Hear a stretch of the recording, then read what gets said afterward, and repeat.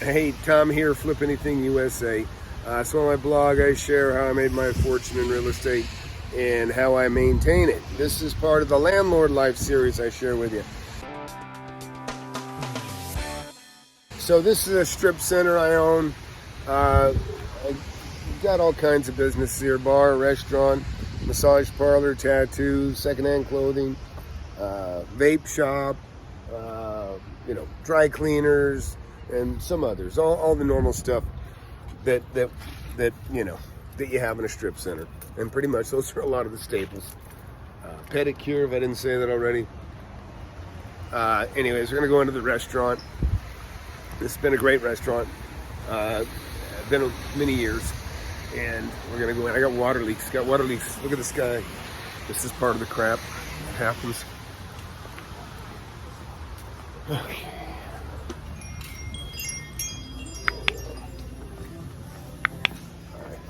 I'm going to go on in and look at that leak, okay?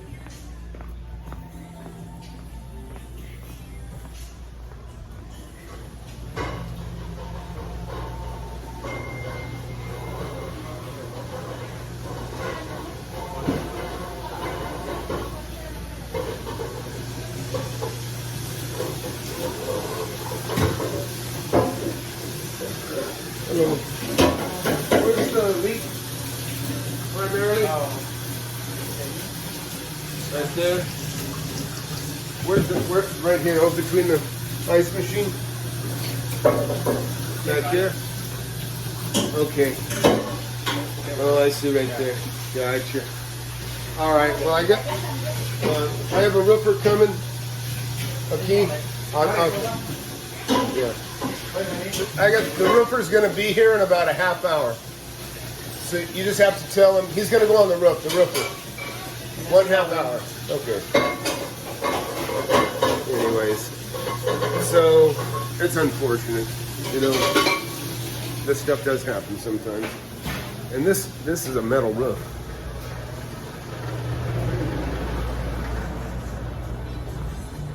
Right? They have videotaping. Roofer's on his way. About a half hour. With leaks, just are a bitch. If you can go up with a big old thing of silicone, and you can do some, like, if it's a real obvious problem, then you can kind of, you can just throw a big old fat blob of silicone over it, and it's temporary. But what's nice is it peels off easy, so that you can do it right later on. But for a temporary thing, you don't want to use mastic. Because that's a lot harder to clean up for a temporary. But anyhow, I got this. I also had one tenant moved out, another tenant moved in on another property, and they had a leak, but it was an air conditioner. The air conditioner was freezing up, so it needed Freon. And this is a problem, and this thing I can tell you right now, you really want to have programmed thermostats in your rentals, and I'll tell you why. Somebody sets the air conditioner to the guys run warmer than the girls, so the girls get cold. I'll come in, the guys wear t-shirts, the women are wearing sweaters, and the girls are freezing, and the guys still say the air conditioner isn't cold enough. But what happens is they'll set it to, they think, oh, I need it cooler. I mean, the thing's already running. It's already trying to cool. They set it even lower. Well, they set it to a point that the air conditioner cannot meet that level. So the air conditioner never shuts off. And as a result, your machine will ice up, and then it can't even breathe, and it can't even cool the room now. So what happens is the room gets hot. It's freezing. The condensation is freezing inside the AC unit, and then it sits there and just works itself to death. It's working to get cool, make the room cool so it can shut off and get a break. But what happens is it can't get a break. It's never going to shut off because all the indicators keep running. And so it runs itself to death. And so what happened is somebody moved in over the weekend, set the thermostat too low, bypassed the program. AC ran all weekend, froze up, and started dripping. Went down, damaged the drywall, and it's a 2-story building. And the 2 stories started damaging the drywall on the ceiling downstairs, and then of course they complained. And then when they shut it off overnight, the ice melted, and really all the ice melted then, and made even a bigger mess. So, anyways, I've already made that visit earlier. Didn't take you in for that one, but you can just imagine. Not much to think about. But yeah, this is one of the things you're gonna face as a landlord. And like I say, I got about 100,000+ square feet here, maybe 130,000 square feet. The thing typical that can happen are roof leaks, and or ACs, air conditioners and heaters go out, and people want to be warm or cool, and you just got to be as responsive as you possibly can be. And nobody likes to have a trash can in the middle of their work area or in their kitchen catching water, but you just got to make the best of it. So the best thing you do is you show up, and even if you're just running around waiting or calling, trying to get somebody over there to fix what you can, it looks good. It looks good. They know you're trying. I was in this morning. I opened up the intake underneath with the filter before the FAU, and I just threw in a bunch of towels to soak up the water and the ice, and they see it's being worked on. And then of course followed up with my AC guy and said, hey, come on, get this thing charged up, because that's what it needs. It's low on Freon. Something's wrong. And so now this is interesting. Check this out. So look, we're over at my food park now, and I'm gonna back up, and you'll see this purple, or I guess it's kind of a magenta color trailer back here. Yeah, it's my newest tenant, and it is a Thai food, and so kind of looking forward to it, because A, I'm a fan of the food, and B, even though I just ate chorizo and eggs at the Mexican food place, again, I'm sitting there having breakfast there, while they're a little frustrated with stuff. And then I bought a half dozen chorizo and egg tacos, just so they know and I'll hand those out to other people in the neighborhood, or some of my staff that works for me. I'll say, hey, these are from the new restaurant, and then that way,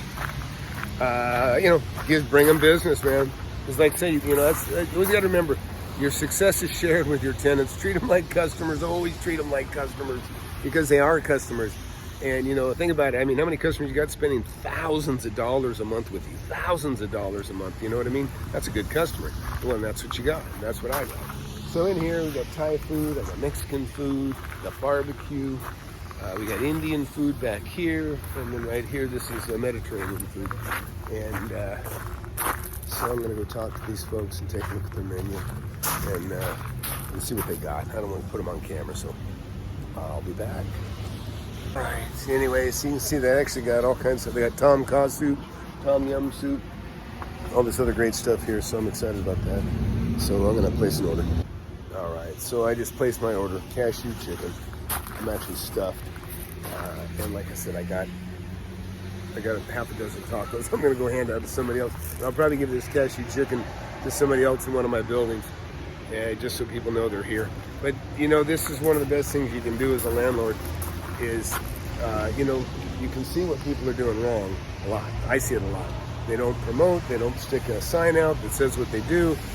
Like in the case of some of the trailers, they don't put what they do or what they have for sale on the backside facing traffic, or they keep bad hours. That hurts them sometimes, and those ones usually die quickly. I've got a pretty good group now. I got 5 trailers here, and they're all doing pretty well. But this one's new, but again, the failures are kind of, it's obvious what the problems are, and but you always have to stick a sign out. If you don't keep regular hours, put a big flag outside your trailer.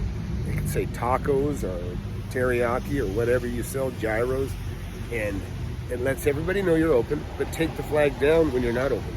Put it out when you're open, take it away when you're closed.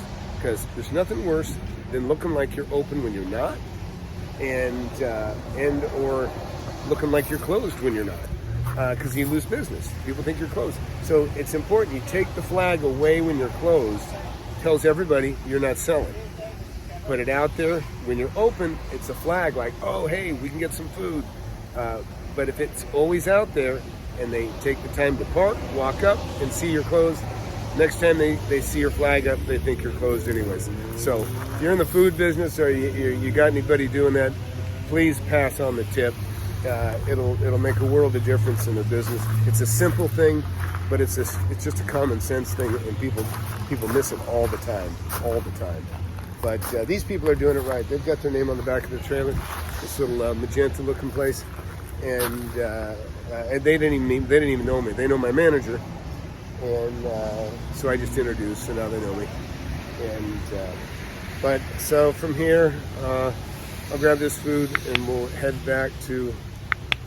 I'll check my text because I know I got a few here, and then we'll see what else has gone wrong today. Hey, so I just got my cashew chicken, and this is, I'll tell you, here's a perk for being a landlord. Is people try to give you food for free. I don't take any food for free. I say, hey, look, I'm paying for my food, you pay your rent. That's our deal. So I never take free food. I just don't.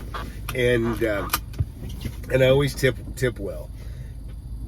But almost always, and this is no exception today, okay, there's always a bunch of, they give you stuff that's like, oh, we want you to try our appetizers, which I'll take those. I'll take the free appetizers or whatever else, whatever extra they want to throw in there, they can.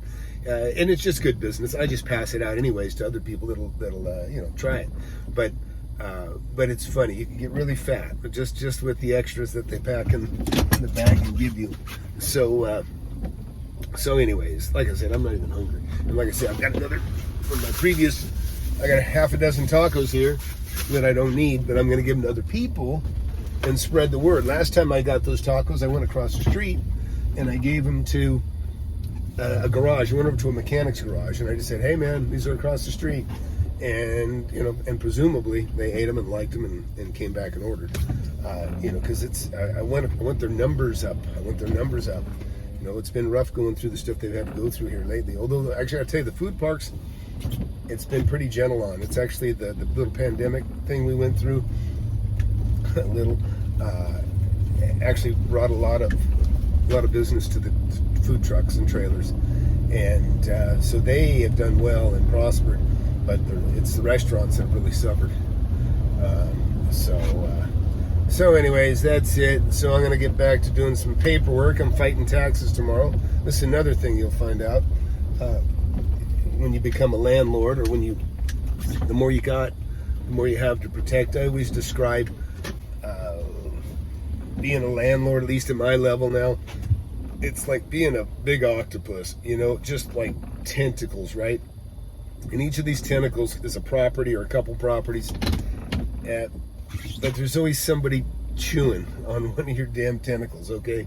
It could be the air conditioner guy. It could be, the tax man. I got to fight taxes all the time because what they do is they'll assess your property values to an unreasonably high rate.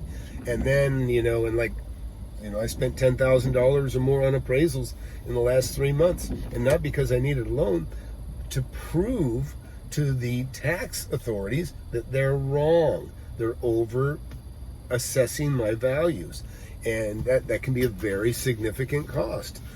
Just 1 year, the assessment was so out of whack that it raised my property taxes over $110,000 a year. So it's actually almost $10,000 a month, and so it's this is. I mean, it's all good. It's all good. These are good problems, right? It's a good problem to have.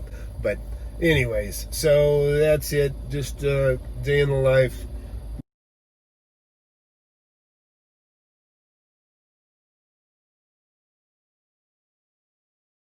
So I've got an interior gutter. These are like the worst designs ever because the gutter is inside the roof.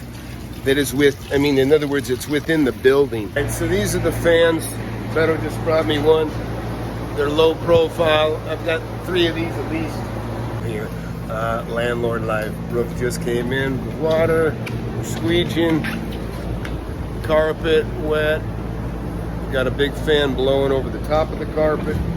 You get your carpet up. I've got various things laying around the room stuck under the carpet. You just want to get a little air gap under the carpet.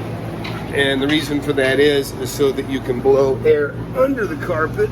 There's a high-speed fan, and it's blowing air under. So we're drying the carpet at both sides at once. And then whatever water does drip out, we'll squeegee it. But it runs this way, so fortunately we're lucky there. But anyways, massive rain came through, just heavy. And it overwhelmed the gutters. Plus, I think there was tree trimming next door, which also put water or caused some blockage, and it couldn't keep up. So that happens. The other thing, since I walk in here, I told you I'm fighting taxes, assessment. I've got roof bids coming in. I got a roof bid I noticed just came in. I didn't look at the bid yet, but I'm sure it's about $120,000. Should be about $100 a square. And the reason I say that is because I have people trying to buy that building from me, and they posted. They said the roof needs $200,000 worth of work, and so I'm sure that's double what it needs. It's just a ploy to beat me up on the price. But that I've got a cabinet maker bid that just came in. I'm going to replace cabinets in a kitchen in one of the houses that I have. So that's on the table, and so now I'm gonna get prepared to fight taxes tomorrow. Be sure to get my book, okay? My book, $10 on Amazon or in Kindle, $10 Kindle, $20 Amazon. Be the best money ever spent on a book. 39 years I've been doing this stuff, and you can make a lot of money in real estate. It's a great lifestyle. Hope you share it with me. Thanks.